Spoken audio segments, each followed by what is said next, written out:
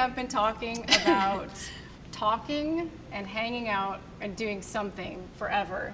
And now we're sitting here and there are no fewer than 25 people watching the other side of this camera. And it has turned into a very big thing, which I didn't anticipate it would, but we're gonna have a great time. Oh, we're gonna rage. What's really funny is like, I always research very heavily before I do an interview with someone. And to that end, I also realized that you don't love doing interviews. So now I feel bad on top of feeling unprepared. It's funny when you mention that. The irony is I do interviews. I'm here with Bulk. What do you think of Power Slap? Pretty brutal. I'll leave it at that. They're like, I'm on the other side. Yeah. I'm asking the questions, and they're usually really stupid. Why do people call you the Geico caveman? I'm like a really introverted person, and so when the roles are kind of switched, I'm like, oh, I don't really want to talk. I don't want to say anything. I don't want to be in front of the camera because I'm so introverted, and people think I'm like this extroverted, outgoing person. Well, you seem like it. There'll be times when like I really go inward, and then I just like teleport in my brain somewhere else, and people are like, where did you go? It's like your avatar shuts down, and you're just looking at pods. Yeah, and I'm like traveling through space and time, and I'm like gripping onto stuff, and people are like, relax. So, thank you for having me. Well, I appreciate it, and extra because it's not your favorite thing to do. But the moment that I was exposed to you, I was like, that's a weird way to phrase that. I feel like everyone got exposed. The moment that I exposed myself to you, me. the moment that I saw you for the first time, I was like, I need to get to know this girl. So part of the reason I wanted to do this today is because I feel like no one knows anything about you. Maybe that's by design, but we're going to change that today. So start at the beginning. Like, what's your origin story? Like, you don't have to say everything, but like, who are you? Where did you come from? Okay, my origin story. I think it is by design that I'd rather people just make up stuff about me on the internet because I'd rather them just not know anything about me. Yeah, and like then a little bit of mystery. Yeah, because they're gonna form their own narrative about me anyway. So before my origin story. Yeah, you're still not answering my question. Where did you come from? I know you were a model. Yeah, it was. And not just like, oh, I'm a model. You were like an actual model on many, many magazine covers. But yeah, my origin story. Your origin story. When I was born, I hit my head on my mom's vagina. Oh, yeah, happens. And I was incubated for 10 days. That's it? Explains a lot.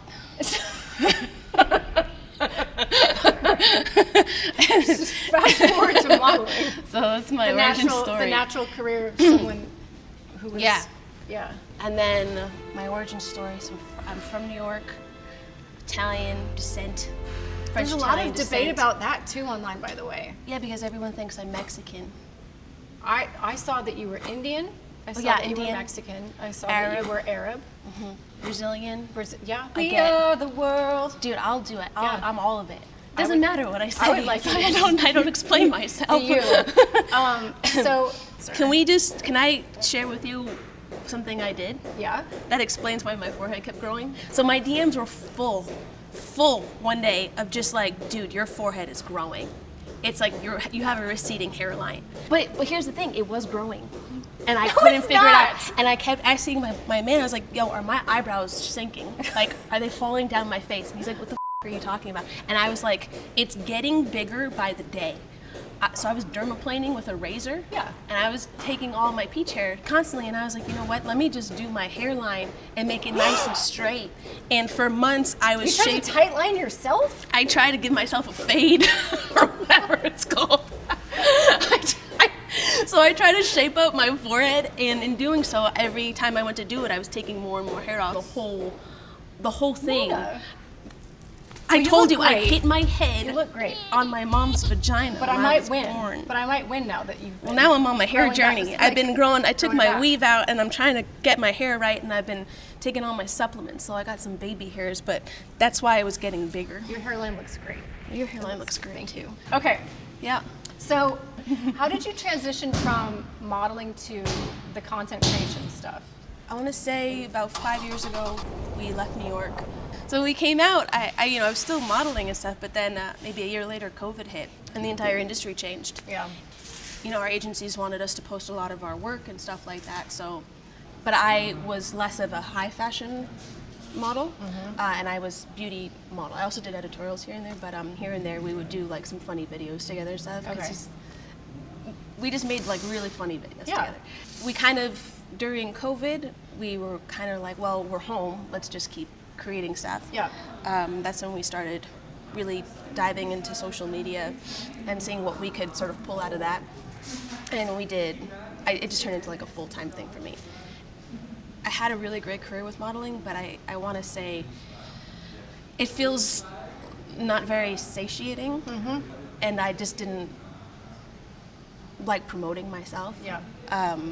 I just wasn't also, it just didn't make me happy. I did it for so long because it was great, it was lucrative, and I was able to support myself and my family. And I didn't want to be ungrateful for that opportunity, and I think that's why I stuck with it for over a decade. But, you know, after a while, I was just like, you get to a certain point, you're like, okay, what? Yeah. You know, I spend so much time, and like I don't really like taking pictures. I don't really like being in front of the camera like that. I just want to make people laugh, and Yeah. I wanted to add something. I didn't need to prove to people that I had such a lucrative career. I was like, I'm done. It was great. So at the height of my career is when I actually left. Really? Yeah, You Khabib'd it. I was done. You're like, I'm Yeah, 'cause undefeated. we I'm at the top. Yeah. Deuces. I love that for you. was like, I don't want to keep chasing. Well, Yeah. I love that we benefited from that, and that you are Did now you? taking over. Did we? We did. No, we absolutely did. You are now taking over the MMA world, and I feel like it's really, really nice to have another woman in what could sometimes feel like a little bit of a boys' club. You know, I did Muay Thai, I did karate for years growing up. And then I, used to co-own a boxing gym, Yeah. so it's like She co-owned a boxing gym. Put some respect on this woman's name. well, I just, them. I know. Oh, I want them to know you. I very much appreciate you. Thank you so much. I very much appreciate you too. I know it's not your favorite thing, but it was really fun getting to know you a little bit more and not just like making all sorts of wild assumptions about you like the rest of the internet does. My origin story. Yes. Not many people know my origin story or believe it. Well, we got it now, so thank you. I appreciate you. You're welcome. For MMA interviews, breakdowns, and industry news, subscribe to One on One today. One on One, the home to all things MMA, powered by Bet365.